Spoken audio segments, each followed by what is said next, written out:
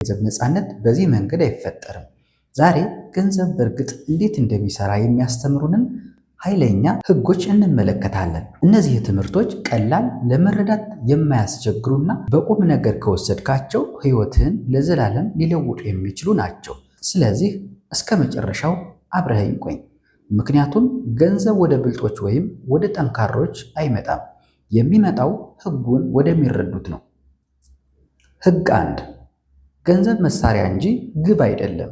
ብዙ ሰዎች የህይወት ትልቁ ግብ ሀብታም መሆን ነው ብለው በማሰብ ያድጋሉ።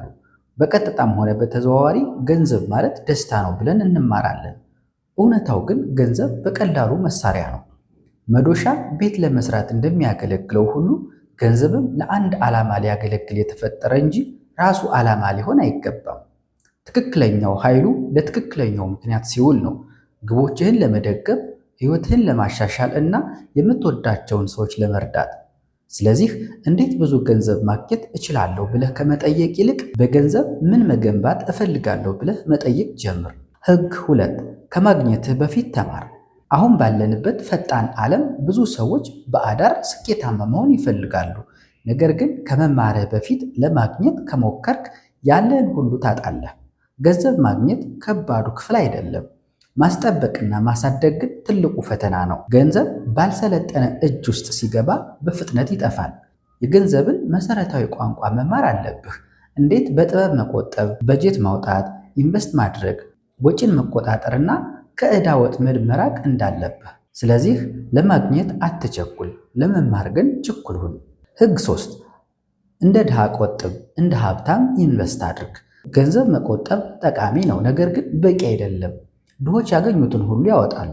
መካከለኛ ገቢ ያላቸው ሰዎች የተረፋቸውን ይቆጥባሉ። ነገር ግን እውነተኛ ሀብታሞች የቆጠቡትን ኢንቨስት ያደርጋሉ። መቆጠብ ልክ ዘር እንደማስቀመጥ ነው። ዘሩን ኪስህ ውስጥ ካስቀመጥከው መቼም ፍሬ አይሰጥህም። ነገር ግን አፈር ውስጥ ከቀበርከውና ውሃ ካጠጣኸው ፍሬ የሚያፈራ ዛፍ ይሆናል። ለመኖር እንደራበው ሰው ቆጥብ፣ ነገር ግን ለማደግና ለመበልጸግ እንዳቀደ ሰው ደግሞ ኢንቨስት አድርግ። ህግ 4 በሀብት ወይም በአሴትና በዕዳ ወይም ሊያቢሊቲስ መካከል ያለውን ልዩነት እወቅ። ሀብታሞችን ከሌላው ሰው የሚለያቸው ትልቁ ችሎታ ይሄ ነው። ሀብት ወይም አሴት ማለት ወደ ኪስህ ገንዘብ የሚያስገባ ማንኛውም ነገር ነው። ለምሳሌ የሚከራይ ቤት፣ ንግድ ወይም አክሲዮን። ዕዳ ወይም ሊያቢሊቲ ማለት ደግሞ ከኪስህ ገንዘብ የሚያስወጣ ነገር ነው። ውድ መኪና፣ የቅንጦት ልብሶች ወይም ዘመናዊ ኤሌክትሮኒክስ። ድሆች ሀብት እየገነቡ መስሏቸው ህይወታቸውን በዕዳ ይሞላሉ። ሀብታሞች ግን ትኩረታቸው ሀብት መሰብሰብ ላይ ነው። ሀብት ይመግብሃል፣ ዕዳ ግን ያደማሃል። ስለዚህ በጥበብ ምረጥ። ህግ 5 ለመማር ስራ እንጂ ለማግኘት ብቻ አትስራ። በስራ ቦታህ ያለህ ብቸኛ ግብ ደመወዝ መቀበል ብቻ ከሆነ በጣም ትልቅ ዕድል እያመለጠህ ነው። ዛሬ የምትማረው ነገር ነገ ገቢህን ሊያበዛው ይችላል። ከሰዎች ጋር እንዴት ማውራት፣ ጊዜህን እንዴት ማስተዳደር፣ ቡድንን እንዴት መምራት ወይም ምርትን እንዴት መሸጥ እንዳለብህ እየተማር ከሆነ እነዚህ ክህሎቶች ለዘላለም አብረውህ ይኖራሉ። ስለዚህ በወጣትነት ጊዜህ ብዙ እድገትና ትምህርት ወደሚያስገኝልህ ስራ አዘንብል። ገንዘብ ጊዜያዊ ነው፣ ክህሎት ግን ዘላለማዊ ነው። ህግ 6 የገቢ መጠን ሲጨምር ወጪን ማሳደግን ተጠንቀቅ። ደመወዝህ እጥፍ ሆነ እንበል። አዲስ መኪና ትገዛለህ፣ ወደ ትልቅ ቤት ትቀይራለህ እና ብዙ ጊዜ ውጭ መመገብ ትጀምራለህ። ቀስ በቀስ አኗኗርህ ከአዲሱ ገቢህ ጋር እኩል ያድግና አሁንም ያገኘኸውን ሁሉ ወደ ማውጣት ትመለሳለህ። ይህ የአኗኗር ዘይቤ የዋጋ ግሽበት ይባላል። ያገኘኸውን ሁሉ የምታወጣ ከሆነ ሁልጊዜ ከድህነት አንድ እርምጃ ብቻ ነው የምትርቀው። ገቢህ ሲጨምር ወዲያውኑ ወጪህን አታሳድግ። ዓላማ ይኑርህ፣ በጥንቃቄ አውጣ። ሁልጊዜም ከገቢህ በታች ኖር። ህግ 7 ገንዘብ ወደ እሴት ወይም ቫሊዩ ይፈሳል። ክፍያ የምታገኘው ላጠፋው ጊዜ ሳይሆን ለምታመጣው እሴት ነው። በቀን አንድ ቤት የምታጸዳ ከሆነ ገቢህ ሙሉ በሙሉ በጊዜህ ላይ የተመሰረተ ይሆናል። ነገር ግን በቀን 1000 ቤቶችን የሚያጸዳ ማሽን ከፈጠርክ ተጨማሪ እሴት ስለፈጠርክ ገቢህ በከፍተኛ ሁኔታ ያድጋል። ለሰዎች ብዙ ችግሮችን በፈታህ ቁጥር ብዙ ገንዘብ ታገኛለህ። እሴት ገንዘብን ይስባል። ስለዚህ ጠቃሚና እሴት ፈጣሪ ሁን። ህግ 8 ዙሪያህ ያሉ ሰዎች በኪስህ ላይ ተጽዕኖ ያሳድራሉ። አንተ ማለት ብዙ ጊዜህን የምታሳልፍባቸው የአምስቱ ሰዎች አማካይ ነህ። ገንዘብ ከሚያባክኑና ከማይቆጥቡ ሰዎች ጋር ጊዜህን የምታሳልፍ ከሆነ ስድስተኛው አንተ ትሆናለህ።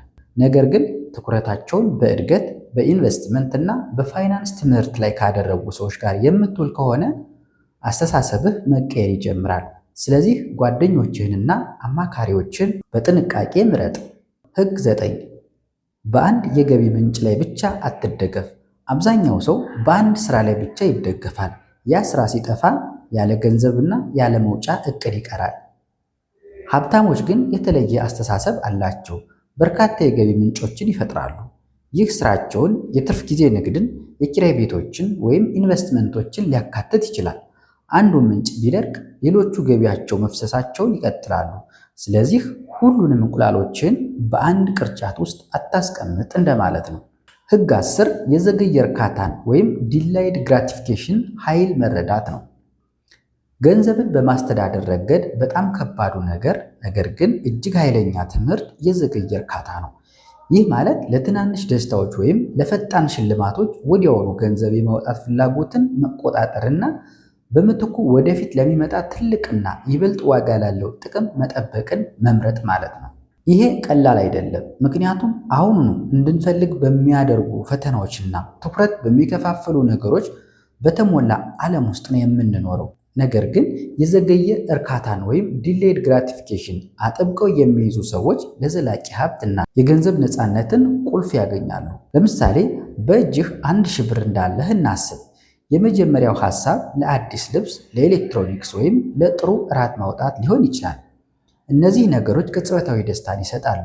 ነገር ግን የተለየ ምርጫ ብታደርግስ? ያንን 1000 ብር ኢንቨስት ለማድረግ ብትወስንስ? ኢንቨስት በማድረግህ ገንዘብህ በጊዜ ሂደት በወለድ በትርፍ ድርሻ ወይ በንግድ ትርፍ እያደገ እንዲሄድ ታደርገዋለህ። የ1000 ብር ከዓመታት በኋላ 2000 ብር ወይም 5000 ብር ወይም ከዚያ በላይ ሊሆን ይችላል። ወደፊት ትልቅ ሽልማቶች ለማግኘት ሲባል የአሁኑን አነስተኛ ደስታ መተው የዚህ የዘገየ እርካታ ዋና ምስጢር ነው። ይህ ሰዎች በገንዘባቸው ችግር ውስጥ ተቀርቅረው እንዲቀሩ ወይም ሀብት እንዳይገነቡ የሚያደርጋቸው አእምሯዊና ስሜታዊ ክህሎት ነው። አብዛኛው ሰው ደስታንና ሽልማትን ወዲያውኑ ይፈልጋል። የማያስፈልጋቸውን ነገሮች ይገዛሉ፣ ዕዳ ውስጥ ይገባሉ እና ከደሞዝ እስከ ደሞዝ ይኖራሉ። ይህ የአጭር ጊዜ አስተሳሰብ ለጭንቀትና ለገንዘብ ዋስትና ማጣት ይዳርጋል። አእምሮህን ከመግዛት ይልቅ እንዲጠብቅ፣ እንዲቆጥብና ኢንቨስት እንዲያደርግ ማሰልጠን ስነ ስርዓትን ይጠይቃል። አላስፈላጊ ወጪን ትተህ መቆጠብን ወይም ኢንቨስት ማድረግን በመረጥክ ቁጥር ለረጅም ጊዜ ስኬት የሚራመድ ልማድ ትገነባለህ። ወጪህን አቅደህ ስትጠብቅ በስሜቶችህ ላይ ቁጥጥር ታገኛለህ። የፍላጎቶችህና የግብይት ስልቶች ባሪያ መሆንህን ታቆማለህ። ታጋሽ፣ አሳቢና በእውነት ጠቃሚ የሆኑ ነገሮች ላይ የምታተኩር ትሆናለህ። ጥቂት ገንዘብ በጥበብ ኢንቨስት ሲደረግ ኮምፓውንድ ኢንተረስት ባለው ኃይል ከፍተኛ ፍጥነት ያድጋል። ስለዚህ በሚቀጥለው ጊዜ ለጊዜያዊ ደስታ ብቻ አንድ ነገር መግዛት ስትፈልግ ቆም ብለህ ራስህን ጠይቅ። ይህ ምርጫ ወደ ግቦቼ ያቀርበኛል ወይስ ስኬቴን ያዘገየዋል ብለህ ራስህን ጠይቅ። ሀብት ማራቶን እንጂ የአጭር ርቀት ሩጫ አለመሆኑን አስታውስ። ሕግ 11 ጊዜን ለመግዛት ገንዘብን ተጠቀም። አብዛኛውን ሰው ከገንዘብ የበለጠ ዋጋ ያለው ምንድን ነው ብለህ ብትጠይቅ ጤና፣ ደስታ ወይም ቤተሰቦች ሊሉ ይችላሉ። ነገር ግን እነዚህን ሁሉ የሚያስተሳስራቸው አንድ ትልቅ እውነት አለ። ጊዜ ያለን እጅግ ውድ ሀብት ነው፣ ምክንያቱም የተወሰነና ሊተካ የማይችል በመሆኑ ነው። ገንዘብ ካጣህ መልሰህ ልታገኘው ትችላለህ። ጊዜ ግን አንዴ ካለፈ ለዘላለም አልፏል። ለዚህም ነው ማድረግ ከምትችላቸው በጣም ብልህ የገንዘብ ውሳኔዎች አንዱ ገንዘብን ተጠቅሞ ጊዜን መግዛት የሆነው።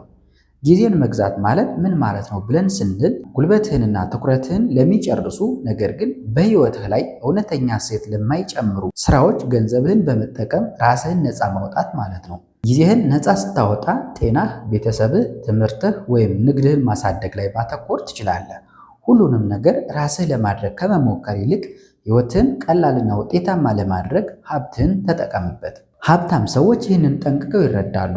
ሁሉንም ነገር ራሳቸው ለማድረግ አይሞክሩም።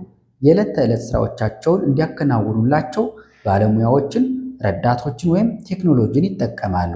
ለዚያም ነው አንተን ቀጥረው የሚያሰሩህ። የበለጠ እሴት በሚፈጥሩ ተግባራት ላይ ማተኮር እንዲችሉ ጊዜያቸውን መልሰው ይገዛሉ። ብዙ የተሳካላቸው ስራ ፈጣሪዎች ትልቁ ሀብቴ ገንዘቤ ሳይሆን ጊዜ ነው የሚሉት ለዚህ ነው። ገንዘብ ጥቂት አውጥተህ ጊዜህን ነፃ ማውጣት ወደ ተሻለ ስኬት፣ ጤናና ደስታ ይመራሃል። ብክነት ሳይሆን ብልህ ኢንቨስትመንት ነው። ህግ 12 ስለ ገንዘብ መማርህን መቼም አታቋርጥ። በዙሪያችን ያለው ዓለም ከመቼውም ጊዜ በበለጠ ፍጥነት እየተለወጠ ነው። በየቀኑ አዳዲስ ቴክኖሎጂዎች፣ አዳዲስ የፋይናንስ መሳሪያዎች እና እንደ ክሪፕቶከረንሲ ያሉ አዳዲስ የገንዘብ አይነቶች እየወጡ ነው። ይህ ፈጣን ለውጥ ማለት ዛሬ ገንዘብን የምናስተዳድርበት መንገድ ነገ ላይሰራ ይችላል ማለት ነው። ብዙ ሰዎች መሰረታዊ ነገሮችን እንዴት መቆጠብ፣ በጀት ማውጣት ወይም ኢንቨስት ማድረግ የመሳሰሉትን አንዴ ከተረዱ በኋላ በቃን ብለው ያስባሉ። ነገር ግን ስለ ገንዘብ መማር የአንድ ጊዜ ክስተት ሳይሆን የህይወት ዘመን ጉዞ ነው። ብልህና የተሳካላቸው ሰዎች ስለ ገንዘብ መማርን የዕለት ተዕለት ወይም የሳምንት ልማድ ያደርጉታል። ስለ ፋይናንስ፣ ኢኮኖሚክስ እና የገንዘብ አያያዝ የበለጠ በተረዱ ቁጥር ውሳኔዎቻቸው የተሻሉ እንደሚሆኑ ያውቃሉ። የተሻሉ ውሳኔዎች ደግሞ ወደ ጠንካራ የፋይናንስ የወደፊት ጊዜ ይመራሉ። ስለዚህ ዛሬውኑ ጀምር። ስለ ገንዘብ አዘውትረህ ለመማር እቅድ አውጣ። አንብብ፣ ተመልከት፣ አድምጥና ጥያቄዎችን ጠይቅ። የተማርከውን ለሌሎች አካፍል። ይህንን ስታደርግ በባንክ ሂሳብህ ላይ ብቻ ሳይሆን በአእምሮህ ላይ ካለ ሁሉ የላቀ ሀብት በሆነው ላይ ኢንቨስት እያደረግክ ነው። መልካም፣ እስካሁን አብረኝ ከሆንክ ነገሩን ጠቅለል እናድርገው። ቻናሉን ሰብስክራይብ ማድረግ ረስተህ ከሆነ ደግሞ ላስታውስህ። ጥሩ። በአጭሩ ገንዘብ አንተን አይቀይርህም፣ ማንነትህን ግን ያጎላዋል። ውሎ ሲያድር ገንዘብ አስማት አይደለም፣ ባህሪህን ወይም የውስጥ ማንነትን የመቀየር ኃይል የለውም። ከዚህ ይልቅ ገንዘብ ልክ እንደ መስታወት ነው፣ በውስጥህ ያለውን ነገር ያንጸባርቃል። ቸር ሰው ከሆንክ ገንዘብ የበለጠ ቸር እንድትሆን አቅም ይሰጥሃል። ቤተሰብህን መርዳትና ሌሎችን መደገፍ ትችላለህ። ነገር ግን ራስ ወዳድ ከሆንክ ገንዘብ የበለጠ በራስ ላይ ብቻ እንድታተኩር፣ ብዙ እንድትወስድና ጥቂት እንድትሰጥ ያደርግሃል። በሥነ ሥርዓት ረገድም ተመሳሳይ ነው። ጠንካራ ልማድና ጥንቃቄ የተሞላበት አስተሳሰብ ካለህ ገንዘብ በእጅህ ላይ ያድጋል። ነገር ግን ቸልተኛ ወይም ትዕግስት የለሽ ከሆንክ ገንዘብህ በአላስፈላጊ ወጪዎችና በተሳሳቱ ውሳኔዎች በፍጥነት ይጠፋል። ለዚህም ነው ገንዘብ በራሱ ጥሩ ወይም መጥፎ ያልሆነው፣ በቀላሉ የያዘውን ሰው እውነተኛ ተፈጥሮ ያሳያል።